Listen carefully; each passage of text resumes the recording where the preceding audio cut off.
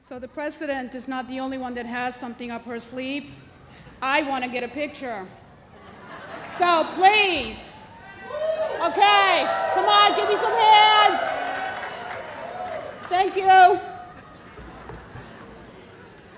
Members of the platform, students and their families, honored guests, faculty and staff.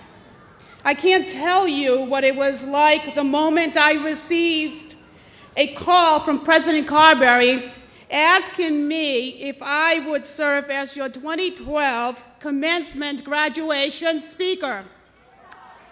I was thrilled.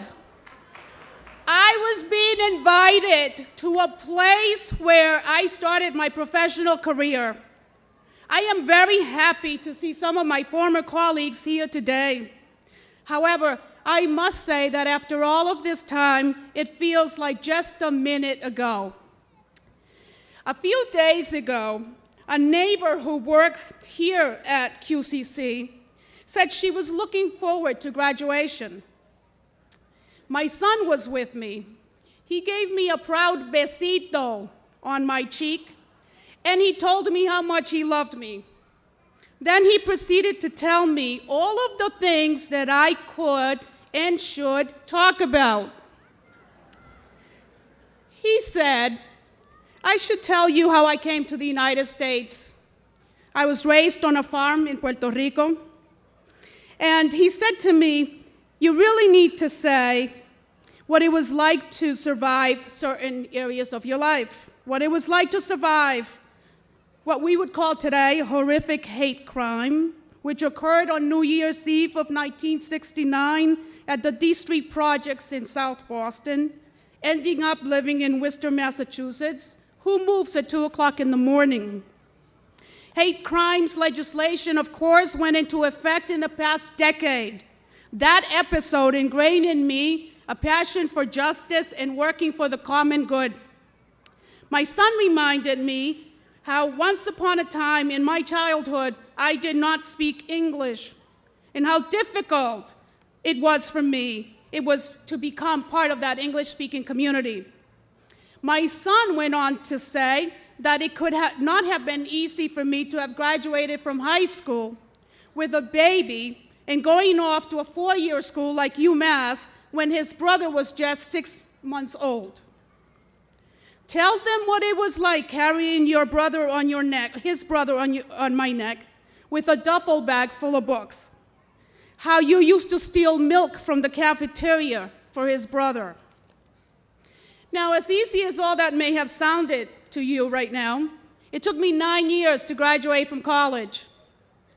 It took all of that time because, like some of you, there were times when I had to postpone a semester here and there, either because one of my children got sick or during one of those times when my used, beat-up car didn't work, or when my daycare fell through, and this always happened at the last minute. However, in spite of all of this, I learned that I had a bug, which I call perseverance, because once I made it into a classroom, I felt I could conquer the world. Today, I understand how true it really is when people used to say to me, get an education, because once you do that, no one can ever take that away from you, no matter how much.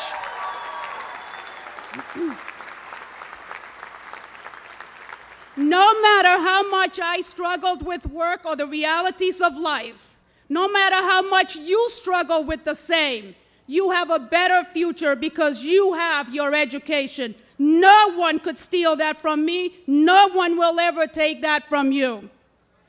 I also determined early on, like you all know very well, the importance of resilience. No matter how hard life became or is, I get up and keep going.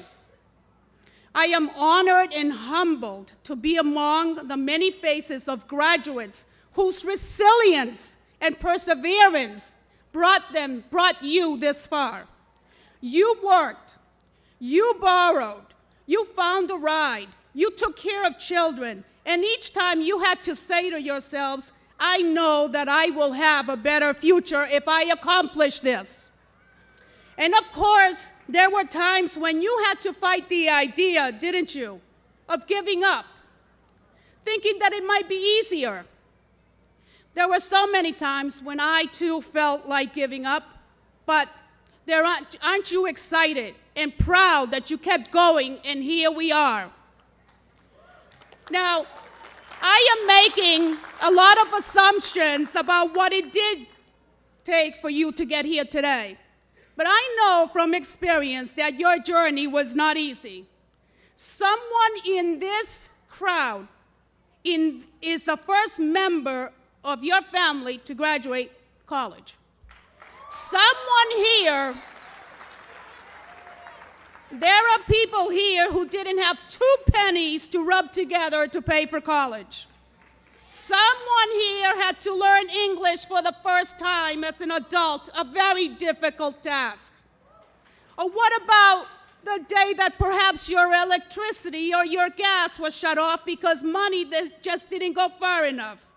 Yet you have better finished writing that speech for Professor Martin's class, didn't you? Someone here was at least for the first time, for a time perhaps, homeless while trying to get here today. Someone else had to figure out how to get food in their family's mouth. When I worked here years ago, I heard all of these stories.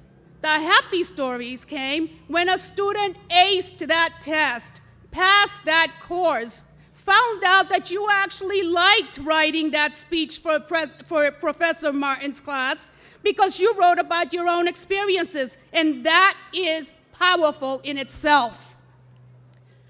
But whatever your story is, whatever your individual struggle or journey, after all of what has been said, there is one important question. What will you do next? Today is commencement, which means that you will be conferred with a degree, a proud moment for you and your families. But remember, it is also the beginning. After I received my degree, I landed my first gig right here at QCC. Then I headed a nonprofit organization that helped people with basic human service needs. And while I did not, and I was not a rocket scientist, while I did not major in the sciences, I spent a few years working for UMass Med School doing student recruitment, recruiting people who later became doctors. But this was the biggest. In 1997, I became the first Latina district director for a United States Congressman in Massachusetts.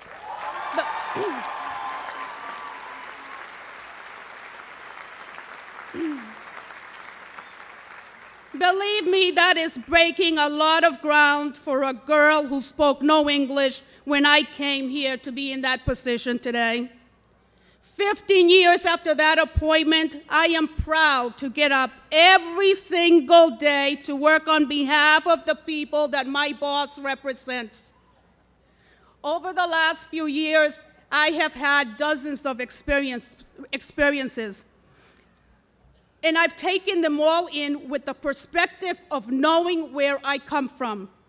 Among some of my experiences are working with the community after the fire that killed 6 of our firemen who went into that warehouse on December 1999 to save 2 homeless people. The horror of 9/11 and learning about some of the congressman's constituents who died on that horrible day. More recently, nothing could prepare me for the night I received a call about the earthquake that was hitting Haiti. The world lost a young student named Brittany Gangle. Most of us know what her father, Lenny Gangle, is doing to honor the memory of his daughter by building an orphanage there. Some years ago, in my position, I attended the anniversary of the murders of 6 Jesuit priests in El Salvador who lost their lives during a bloody civil war in the 1980s. In Cuba, I've met people who see this country and look up to our people, That embargo just doesn't make any sense. Here at home, I have worked on presidential campaigns. In 2008, I had the honor to attend the inauguration of this nation's first African-American president, Barack Obama. With my son, Jonathan, who was working for the Presidential Inaugural Committee, he escorted me to many inaugural balls. But you know, closer to home, in the past couple of years, I almost lost one of my sons. And if it were not for the great state of Massachusetts, he might not be alive today. I urge you to not take your life for granted. Our time on this planet is short. Finally, it was just yesterday that I was sitting where you are. I hope that tomorrow you too will be standing right where I am and looking out to the faces that I see today. I usually tell people where I come from, I never thought that any of this was going to be in the cards for me. But like many of you, giving up isn't in the cards for you either. That is the beauty of this country. When my son was done telling me what I should speak about, I realized he had been paying a lot of attention during all those years. He warned me not to screw it up. Congratulations. May this special moment be the beginning of your road, not the end, and may you have more moments of hope and joy ahead. I hope that I have been a credible and valuable speaker on your special day. Congratulations, class of 2012.